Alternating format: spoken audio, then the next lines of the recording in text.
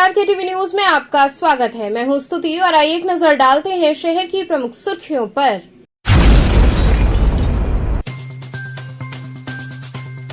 वाराणसी आ रही कोटा पटना एक्सप्रेस में वसूली कर रहे फर्जी टीटी को यात्रियों ने पकड़कर किया जीआरपी के हवाले।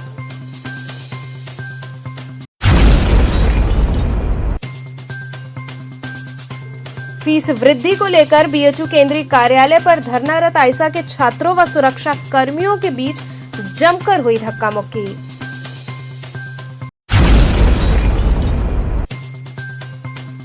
गोरखपुर के सांसद रवि किशन आए वाराणसी और पत्रकारों से हुए रूबरू।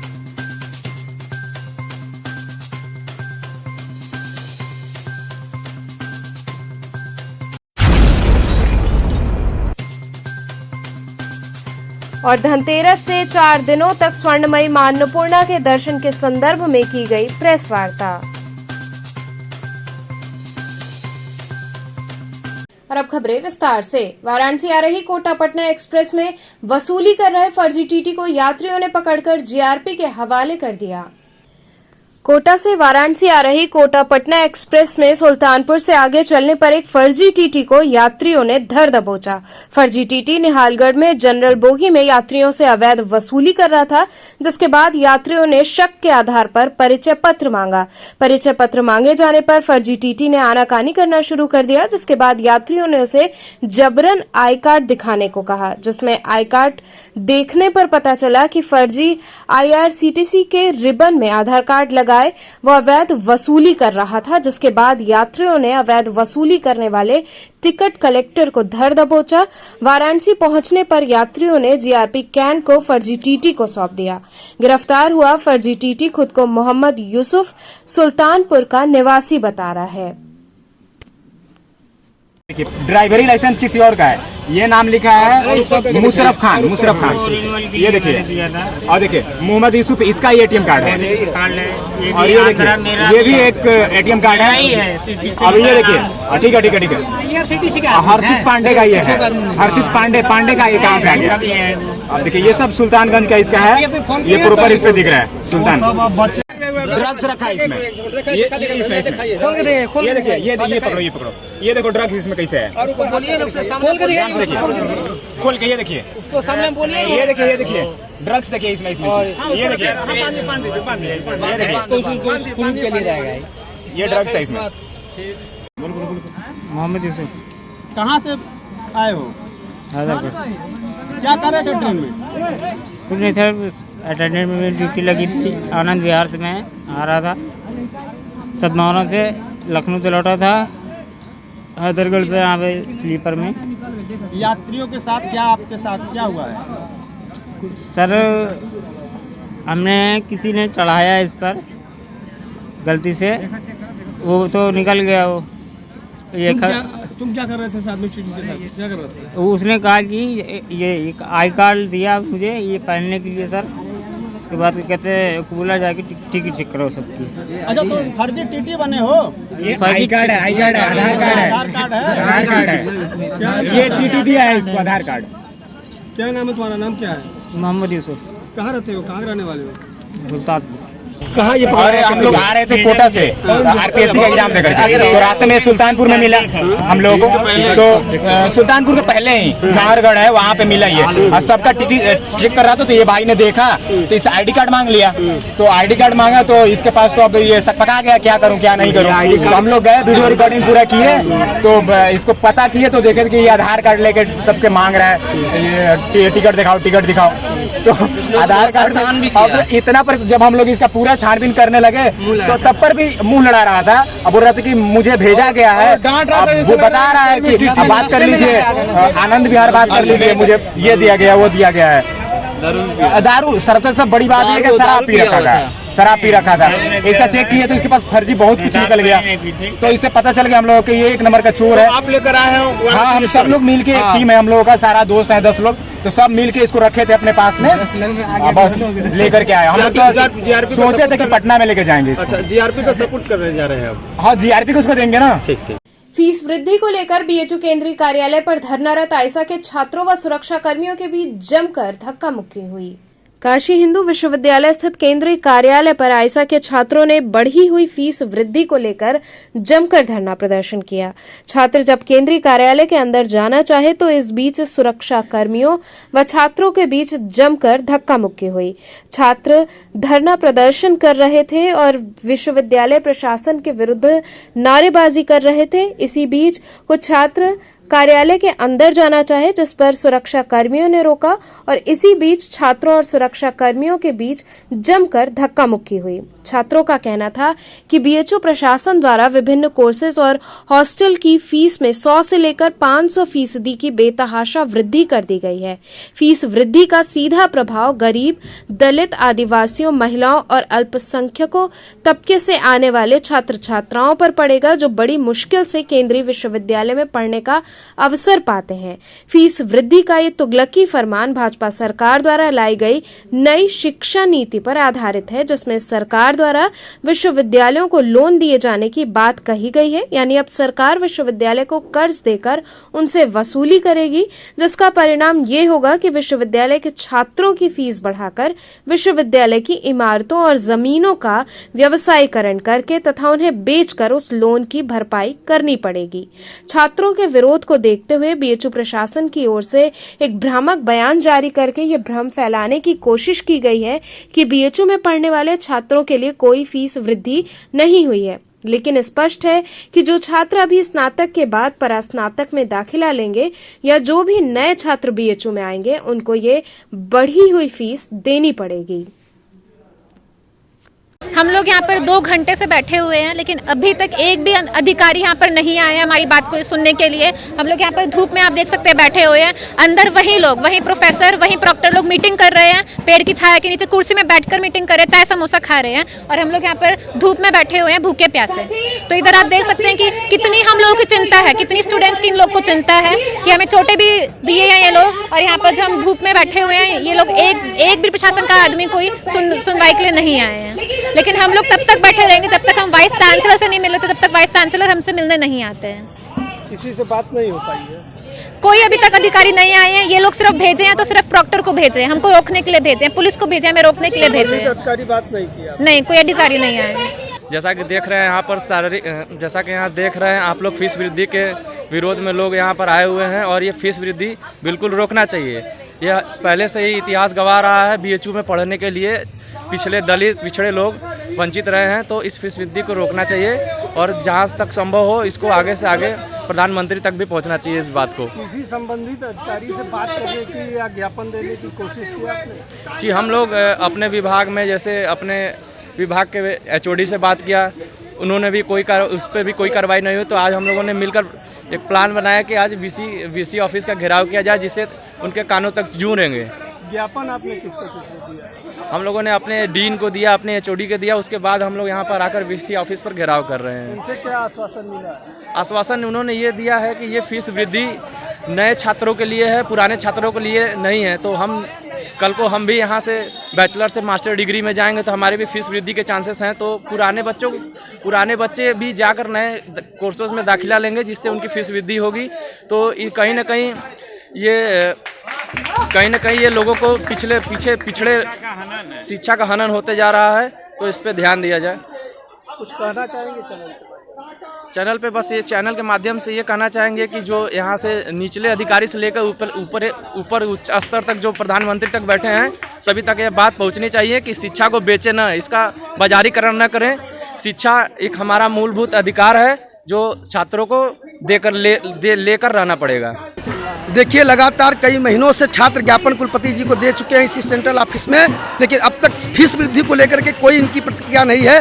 बिल्कुल ही हिटलर शाही विश्वविद्यालय चलाना चाहते हैं। आज छात्र यहाँ पे सिर्फ ज्ञापन देने के लिए आए हैं, लेकिन विश्वविद्यालय प्रशासन की यहाँ पे कहीं कोई हस्तक्षेप देखिए किस तरीके से 10 महिलाओं को आगे खड़ा करके हम लोगों को रोक दिया गया और बाकी बुला लिया गया। ये देखिए, जैसे कि ये केंद्र का यूनिवर्सिटी है, यहाँ पे बाहरी पुलिस का बिना हस्तक्षेप आप बिना लेटर का नहीं कर सकते हैं। हम पूछना चाहते हैं कौन सा लेटर कुलपति महोदय जी को यहाँ अटैक कर रहे थे छात्र की, या इतना यहाँ बाहरी पुलिस आई है। इस तरीके की गतिविधि ये प्रतीत होती है कि अब छात्र आवाज़ नहीं उठा सकते, छात्र अपनी बात नहीं रख सकते। लेकिन एक बात चेता देना चाहता हूँ, महामना के आए बगिया यहाँ के छात्र जो हैं, मानस पुत्र हैं, ये दान का यूनिवर्सिटी है, मालवीय जी ने इसको दान से बनाया है, किसी सरकार से नहीं बना है। ये सरकार का जितना हस्तक्षेप है सरकार बस उतना काम करे। यहाँ का कोई छात्र आतंकवादी नहीं हुआ है। यहाँ के छात्र IAS हुए हैं, PCS हुए हैं, जज हुए हैं, सांसद हुए हैं, विधायक हुए हैं और इनके ही प्रशासनिक क्षेत्र में हमारे यहाँ का छात्र दरोगा से स्टार्ट करता है, SSP, SO, SP, DGP, DIG, तमाम ऐसे सुप्रीम कोर्ट के जज, हाई कोर्ट के जज, बताइए यहाँ के डॉक्टर, इंजीनियर हर क्षेत्र में हैं। कैसे आप लोग कह रहे हैं कि यहाँ का छात्र आंदोलन नहीं कर सकता? छात्र आंदोलन कर सकता है, छात्र का अधिकार है। किसी भी प्रकार की गतिविधि अगर छात्रों के साथ होती है तब वहाँ पे प्रशासन का इन्वॉल्वमेंट होना चाहिए। मेरा खड़ी चुनौती है, इस प्रकार से प्रशासन अगर आएगा तो हमें नहीं लगता कि विश्वविद्यालय छात्र को यहाँ पे पढ़ने दिया जाएगा। जबरदस्ती ये सब किया जाएगा। आज हम लोग आयशा के लोग और या समाजवादी छात्र सभा के लोग, BCM के लोग, भगत सिंह छात्र मोर्चा के लोग और दिशा के लोग, मैं खुद आम आदमी पार्टी से छात्रवाद संघर्ष समिति CYSS से हूँ। संबंधित अधिकारी से बात हुई? अधिकारी अंदर गेट बंद कर लिए, बढ़िया बैठे हैं, यहाँ कार्यक्रम चल रहा है। हम लोगों का मांग है, जो पत्रक है कुलपति जी आए, छात्र हैं भाई, यहाँ से उनको पैसा मिलता है, सब अंदर हैं, अभी बोल रहे हैं कि अभी बताते हैं कुलपति से। बात क्या हुई? बात बहुत हुई है, अंदर जाने ही नहीं दे रहे हैं, सब एकदम गार्डों से प्रशासन रुकवा रहे हैं, पूरा एकदम छावनी में तब्दील कर दिए काशी हिंदू विश्वविद्यालय को। बस मैं ये कहना चाहता हूँ कि इस विश्वविद्यालय में छात्र पढ़ने के लिए आए हैं और चाहे पुराने छात्रों का फीस बढ़े चाहे नए छात्रों का फीस बढ़े, फीस बढ़ना तो फीस बढ़ना होता है। हम सभी छात्र इसका विरोध करेंगे क्योंकि धन उगाही का अड्डा ये काशी हिंदू विश्वविद्यालय नहीं होगा। ये काशी हिंदू विश्वविद्यालय का जो गरिमा है सदैव बना रहेगा। हम सभी मानस पुत्र हैं, इसकी रक्षा सुरक्षा यहाँ के छात्रों के लिए हम लोग सदैव। गोरखपुर के सांसद रवि किशन वाराणसी आए। इस दौरान उन्होंने पत्रकारों से बातचीत की।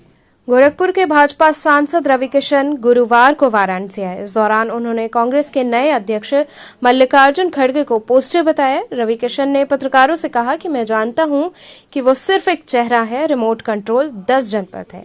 महादेव और प्रधानमंत्री नरेंद्र मोदी की नगरी काशी से मैं कांग्रेस के नए चेहरे को साधुवाद और शुभकामनाएं देता हूं।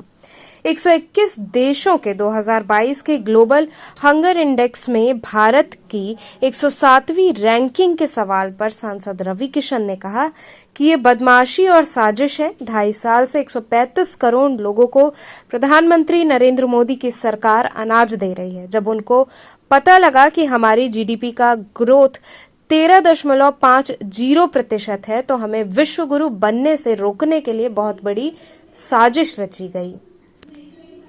रवि महाराज में आए हैं, क्या कहते हैं? महादेव के चरणों में आए हैं और अभी गए थे महादेव का मंदिर देखने। हमारे गांव में महादेव अपने लिए एक मंदिर बना रहे हैं, उसके निरीक्षण के लिए आए थे। फिर आज शाम को अभी एक कार्यक्रम है ताज में, फिर शाम को सोनभद्र में महोत्सव है, वहाँ मुख्य अतिथि के रूप में जा रहे हैं।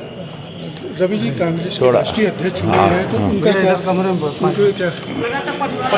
खड़गे साहब हुए हैं, बहुत अच्छा सीनियर नेता हैं, बहुत साधुवाद, ढेर सारी शुभकामनाएं और 21-22 साल बाद उनके यहाँ अध्यक्ष का बदलाव हुआ है।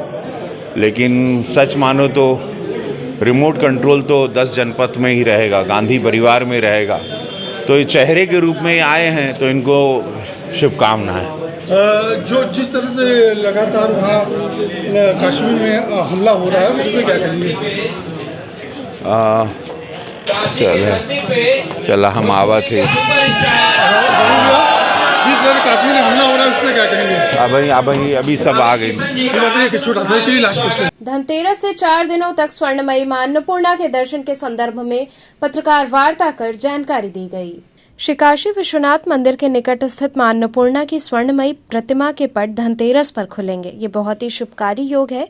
साल में सिर्फ 4 दिन खुलने वाली स्वर्णमयी प्रतिमा के दर्शन के लिए तैयारियां पूरी कर ली गई हैं। काशी अन्नपूर्णा अन्न क्षेत्र की दूसरी शाखा के सभागार में महंत शंकरपुरी महाराज ने बताया कि इस वर्ष भी धनतेरस बड़ा ही शुभ योग का है। उन्होंने बताया अभिजीत मुहूर्त के भोर में पूजन व आरती के बाद मां के खजाने की पूजा पाठ कर श्रद्धालुओं के दर्शन के लिए पट खोल दिए जाएंगे। भोग आरती के समय दोपहर 12 बजे तक दर्शन होंगे। आधे घंटे बाद शुरू होने वाले दर्शन पूजन रात 11 बजे तक चलेंगे। इस दौरान मंदिर प्रबंधक प्रदीप श्रीवास्तव समेत मंदिर के अन्य सदस्य उपस्थित रहे। परंपरा ऐसी है कि सुबह धनतेरस लग जाने के बाद में उदया तिथि में 23 तारीख को मंदिर सुबह 3 बजे खोला जाएगा। पहले पूजा अर्चना होगी, खजाने की पूजा होगी, माँ के कपाट खोले जाएंगे, लगभग 1 घंटे पूजा चलेगी। इसके बाद आम भक्तों के लिए 4 बजे कपाट खोल दे जाएंगे, जो लगभग 4 दिन चलेगा। और 4 दिन में जब ग्रहण काल आएगा तो 2.5 घंटे पहले मंदिर बंद कर दिया जाएगा। लगभग 25 तारीख को 2 बजे बंद करेंगे, रात्रि को 11 बजे खुलेगा। फिर 26 तारीख को अन्नकूट मनाया जाएगा। अन्नकूट में सुबह 56 प्रकार का भोग लगाया जाएगा और 1 बजे से जितनी भी पब्लिक आएगी, जो भी आएंगे, उनको कच्चा भोग और 56 प्रकार का जो भोग बनेगा वो परसा जाएगा, लोगों को मिलेगा। और जो रात्रि के 11 बजे तक चलेगा, मगर भोजन की जो व्यवस्था है वो 7 बजे तक मिलेगी, 1 बजे से 7 बजे तक। इसके बाद में जो खजाने बनाए गए हैं, इस बार खजाना बांटने के लिए लगभग 30 किलो चांदी के सिक्के बनाए गए हैं और तांबे के सिक्के हैं, पीतल के सिक्के हैं और जो चलन में सिक्के होते हैं उन सब की खजाने में पूजा की जाएगी, आम भक्तों में बांटा जाएगा। और ये धनतेरस को सुबह 4 बजे से शुरू हो जाएगा 23 तारीख को, जो 26 तारीख तक अनवरत चलता रहेगा।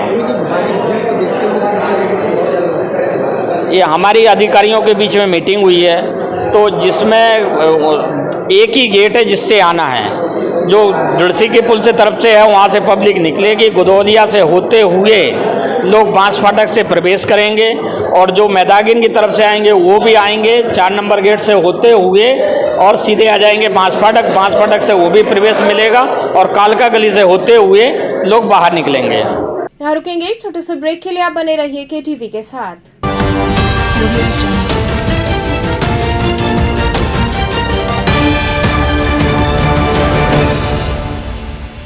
खबरों से जुड़े रहने के लिए हमारे चैनल KTV वाराणसी को सब्सक्राइब करें और लेटेस्ट अपडेट्स के लिए बेल आइकन को प्रेस करें।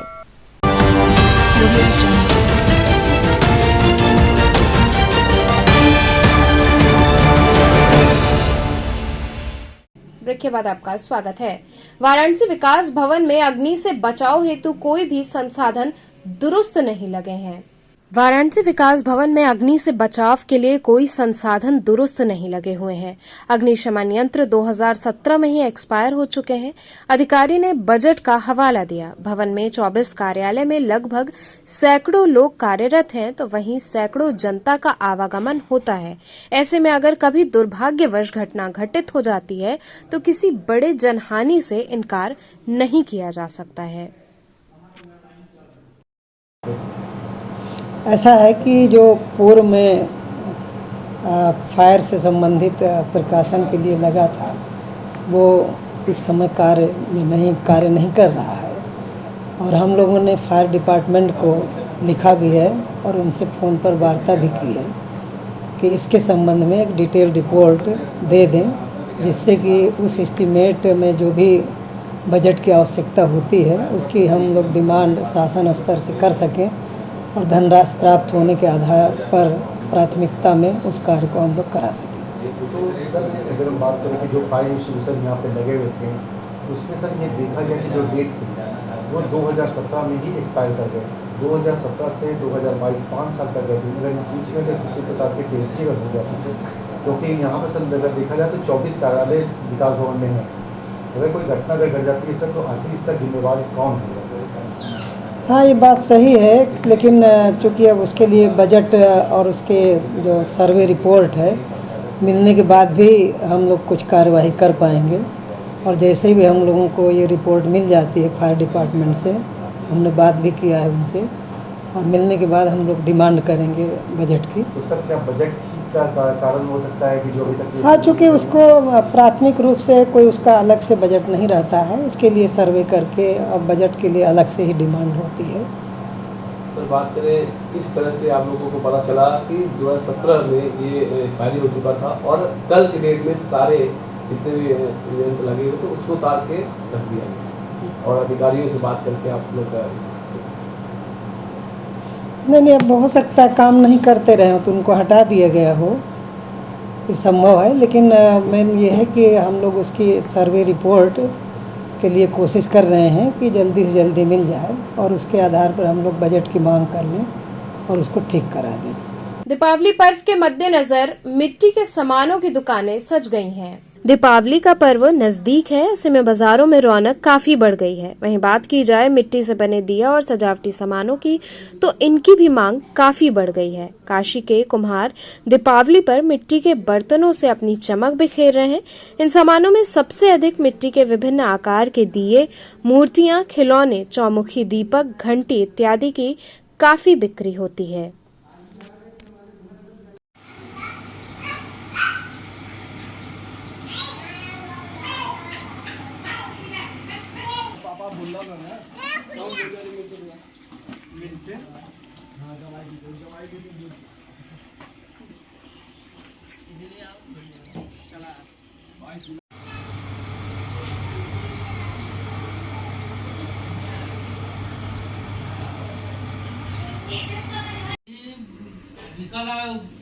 दीपावली के लेवल हम से हम लोग एक उग जाता है, दूसरा नंबर एक दुखदाई से आउट टूट जाए। अरे भाई मौसम गड़बड़ से तो बीमारी।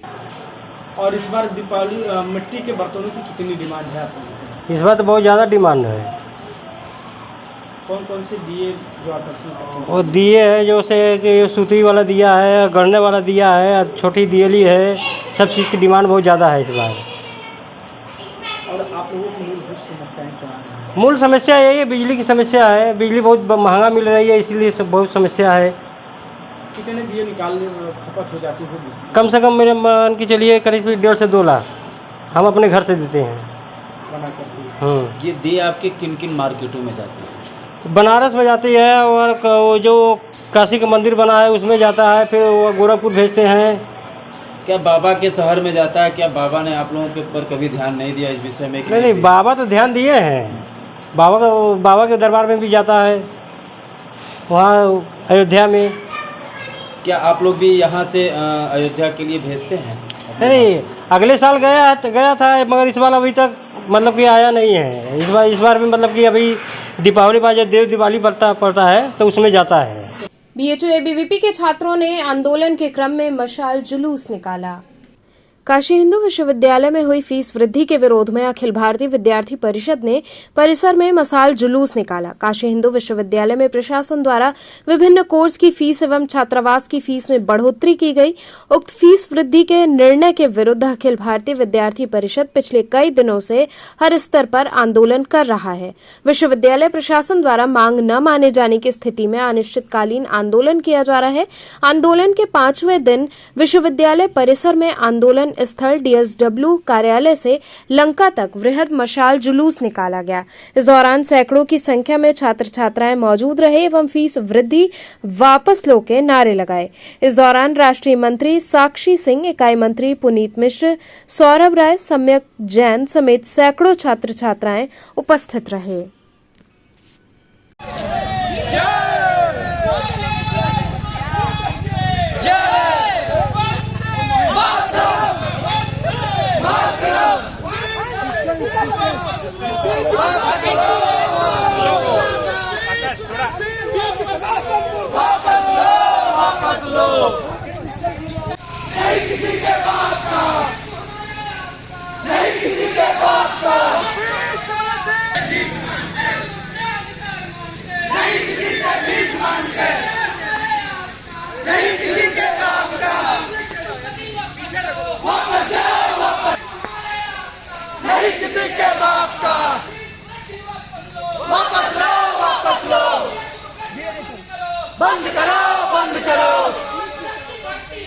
वंदे मातरम कहती है, वंदे मातरम कहती है, वंदे मातरम कहती है।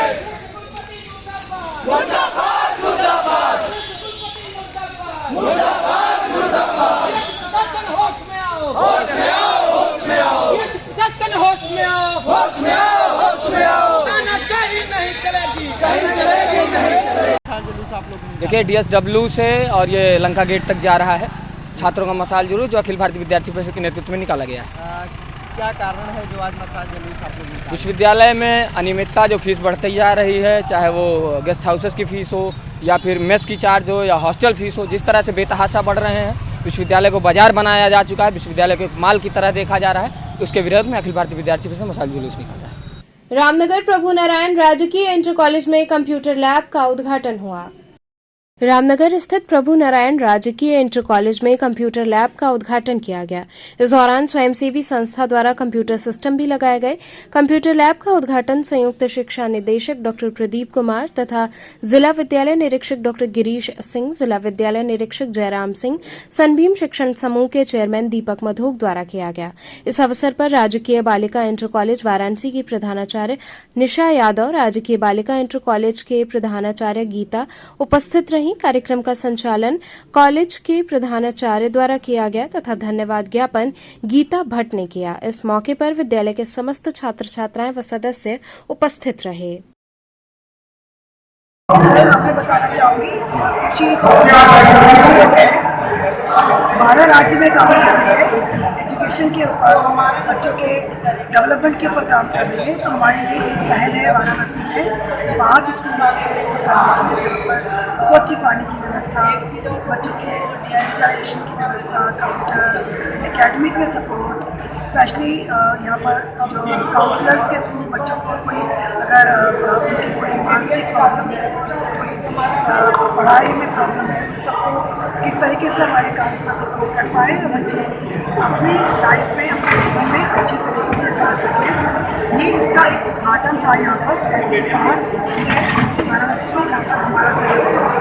आज जी देखिए, जो खुशी फाउंडेशन की तरफ से जो आज यहाँ विद्यालय को जो सुविधाएं प्रदान की जा रही हैं, उसमें सर्वप्रथम तो इनको हम तकनीकी शिक्षा से जोड़ रहे हैं और हमने 10 कंप्यूटर खुशी फाउंडेशन की तरफ से विद्यालय को समर्पित किया गया है। इसके साथ ही आरओ प्लांट, चिलर और पूरा वाटर प्यूरिफायर की पूरी व्यवस्था बच्चों के शुद्ध पानी पीने के लिए, जैसा हमारे शासन की ये मंशा भी है कि हमारा विद्यालय स्वच्छ हो, सुंदर और सुविधाओं से परिपूर्ण हो, इस दिशा में शुद्ध पानी बच्चों को दिया जाना ये सबसे बड़ी हमारी प्राथमिकताओं में एक है। इसके साथ ही साथ एक अन्य डायरेक्टर और कह लीजिए कि सनबीम ग्रुप के डायरेक्टर की तरफ से यहाँ पे एक प्रोजेक्टर भी इस विद्यालय को दिया गया है। तो जो हमारे विद्यालयों में स्मार्ट क्लास जैसी जो बच्चों को तकनीकी शिक्षा का ज्ञान की जो अपरिहार्यता है, वो इस खुशी फाउंडेशन आज पूरा करे। गोवर्धन पूजा समिति द्वारा प्रेस वार्ता का आयोजन किया गया। पत्रकारों से मुखातिब होते हुए गोवर्धन पूजा समिति के सदस्यों ने बताया कि आगामी 25 अक्टूबर को हर वर्ष की भांति इस वर्ष भी परंपरागत रूप में भगवान श्री कृष्ण बलराम की शोभा यात्रा के साथ अखिल भारतीय गोवर्धन पूजनोत्सव मनाया जाएगा। इस अवसर पर हथुआ मार्केट से आजमगढ़ सांसद दिनेश लाल यादव के मुख्य आतिथ्य में शोभा यात्रा का उद्घाटन होगा। शोभा यात्रा हथुआ मार्केट, कबीर चौरा, प्रहलाद घाट, राजघाट होते हुए गोवर्धन धाम पहुंचकर सभा में तब्दील हो जाएगी। सभा के मुख्य अतिथि पूर्व गृह राज्य मंत्री हंसराज अहिर होंगे। हर वर्ष की भांति दीपावली के दूसरे दिन इस बार 25 अक्टूबर को हमारी शोभा यात्रा निकलेगी हथुआ मार्केट लौदाबीर से।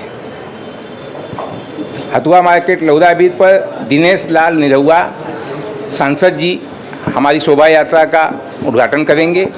शोभा यात्रा वहां से चलकर लौदाबीर, कबीर चौरा, मैदागीन, विशेषागंज, मोकीमगंज, प्रहलाद घाट होते हुए गंतव्य स्थान गोवर्धन धाम पर पहुंचेगी।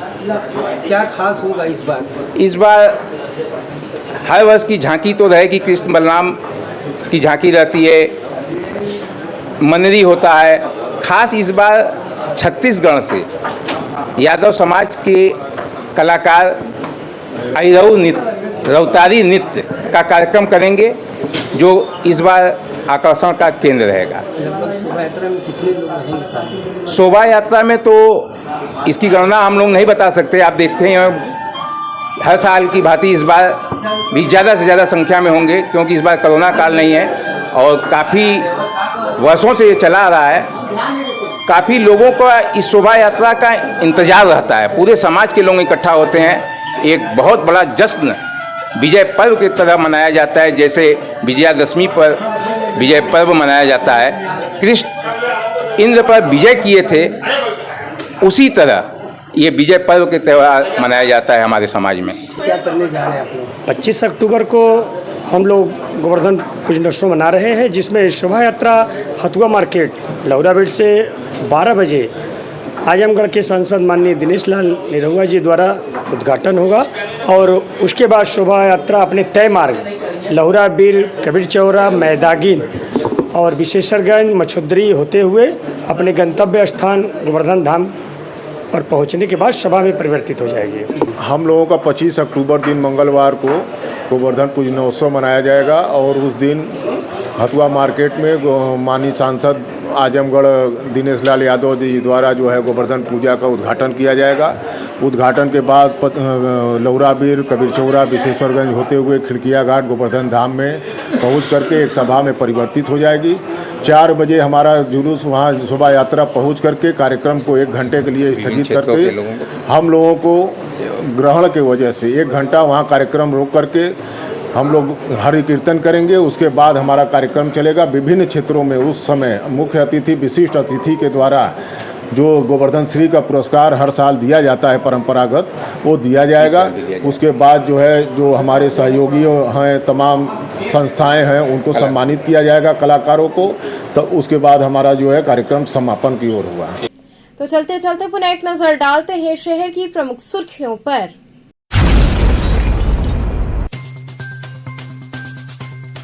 वाराणसी आ रही कोटा पटना एक्सप्रेस में वसूली कर रहे फर्जी टीटी को यात्रियों ने पकड़कर किया जीआरपी के हवाले।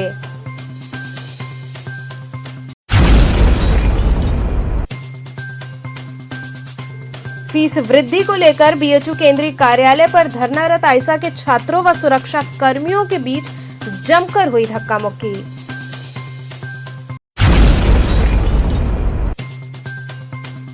गोरखपुर के सांसद रवि किशन आए वाराणसी और पत्रकारों से हुए रूबरू।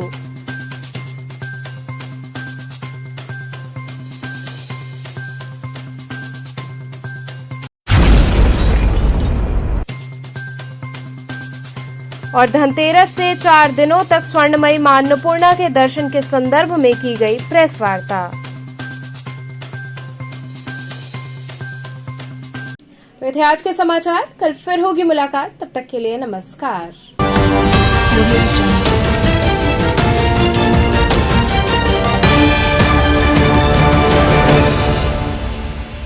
खबरों से जुड़े रहने के लिए हमारे चैनल KTV वाराणसी को सब्सक्राइब करें और लेटेस्ट अपडेट्स के लिए बेल आइकन को प्रेस करें।